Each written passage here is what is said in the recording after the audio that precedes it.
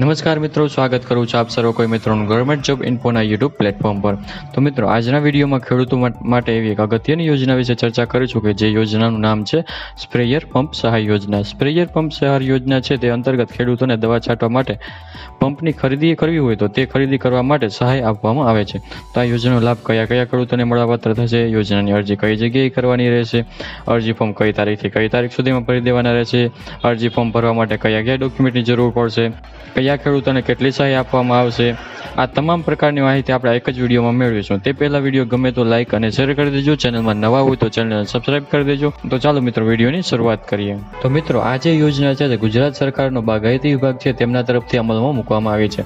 મિત્રો, ગુજરાત સરકારનો બાગાયતી વિભાગ છે તેમના તરફથી જેટલી યોજનાઓ અમલમાં મૂકવામાં આવી છે તે યોજનાઓના અરજી ફોર્મ શરૂ કરી દેવામાં આવ્યા છે, જે દરેક યોજનાની માહિતી વિડીયો આપણે આપણી યુટ્યુબ ચેનલમાં અપલોડ કરી દઈશું। તો મિત્રો, આજે આપણે સ્પ્રેયર પંપના સહાય યોજના વિશે ચર્ચા કરવાના છીએ। તો મિત્રો, અહીં બાગાયતી વિભાગ દ્વારા સ્પ્રેયર પંપને લગતી 4 યોજનાઓ અમલમાં મૂકવામાં આવી છે, જેમાં મિત્રો બંને પ્રકારના પંપની સહાય આપવામાં આવે છે।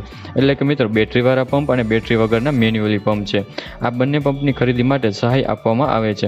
હવે મિત્રો, જો તમારે બેટરીવાળા પંપની ખરીદી કરવી હોય તો તમારે પંપની ક્ષમતાને આધારે સહાય આપવામાં આવે છે, પરંતુ મિત્રો તમારે બેટરી વગરના મેન્યુઅલી પંપની ખરીદી કરવી હોય તો તેમાં પંપની ક્ષમતા જોવામાં આવતી નથી। તમે ગમે તેટલી ક્ષમતાવાળો પંપ ખરીદશો તો પણ તમને તેમના ધારાધોરણ મુજબ સહાય આપવામાં આવશે। તો મિત્રો, આ જે યોજના છે તે યોજનાનો લાભ ગુજરાતના તમામ ખેડૂત ખાતેદાર છે તે મેળવી શકે છે।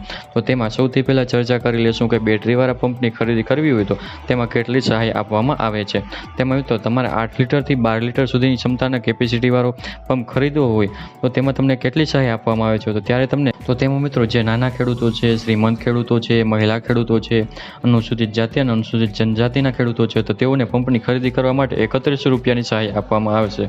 તે સિવાય જનરલ કેટેગરીના ખેડૂતો છે, ઓબીસી કેટેગરીના ખેડૂતો છે તો તેઓને પંપની ખરીદી માટે 2500 રૂપિયાની સહાય આપવામાં આવશે। આગળ મિત્રો ચર્ચા કરી લઈએ કે બેટરીવાળા પંપની ક્ષમતા છે તે 12 લીટરથી 16 લીટર સુધીની હોય તો તેની ખરીદી કરવી હોય તો ત્યારે તમને કેટલી સહાય મળવાપાત્ર થશે। તો મિત્રો, નાના ખેડૂતો છે, શ્રીમંત ખેડૂતો છે, મહિલા ખેડૂતો છે તો તેમને સહાય તરીકે ₹3800ની સહાય મળવાપાત્ર થશે।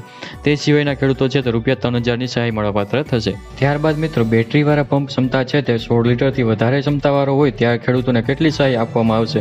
તો મિત્રો, અનુસૂચિત જનજાતિના ખેડૂતો છે, અનુસૂચિત જાતિના ખેડૂતો છે, નાના ખેડૂતો છે, શ્રીમંત ખેડૂતો છે, મહિલા ખેડૂતો છે તો તેઓને પંપની ખરીદી માટે ખર્ચના 50% અથવા તો મહત્તમ 10,000 રૂપિયાની સહાય આપવામાં આવે છે।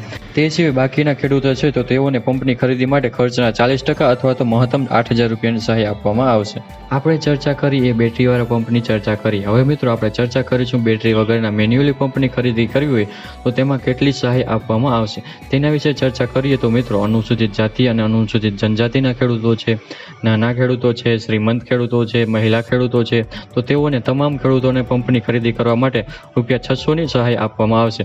તે સિવાયના બાકીના ખેડૂતો છે તો તેઓને પંપની ખરીદી કરવા માટે મહત્તમ 500 રૂપિયાની સહાય આપવામાં આવશે। વાત કરીએ પંપની ખરીદી વિશે કે બેટરીવાળો પંપ છે કે બેટરી વગરનો પંપ છે ખરીદી કરવી હોય તો ક્યાંથી ખરીદી કરવાની રહેશે। તો મિત્રો, પંપની ખરીદી છે તે કૃષિ ખાતા દ્વારા વખતો જાહેર કરેલા પ્રાઇસ ડિસ્કવરીના હેતુ માટે તૈયાર કરેલી પેનલમાં સમાવિષ્ટ ઉત્પાદક અધિકૃત વિક્રેતા છે તેમની પાસેથી પંપની ખરીદી કરવાની રહેશે। મિત્રો, આ યોજનાનો લાભ તમે એકવાર લીધા પછી બીજી વાર જો લાભ લેવો હોય તો તમને 7 વર્ષ પછી બીજી વાર લાભ મળવાપાત્ર થશે।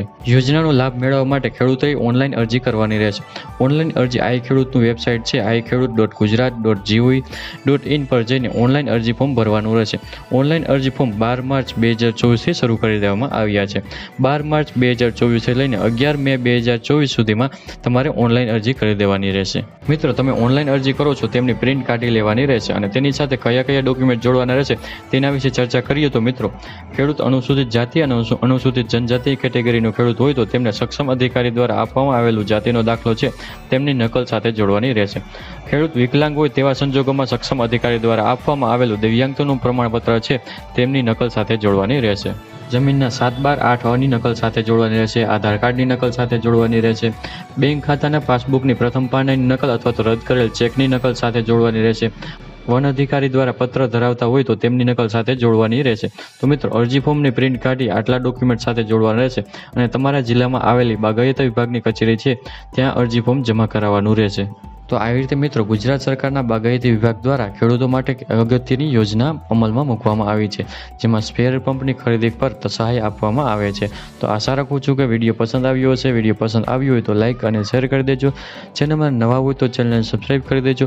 ફરી મળીશું નવા ટોપિક સાથે નવા વિડીયોમાં. ત્યાં સુધી મિત્રો જય હિન્દ, જય ભારત.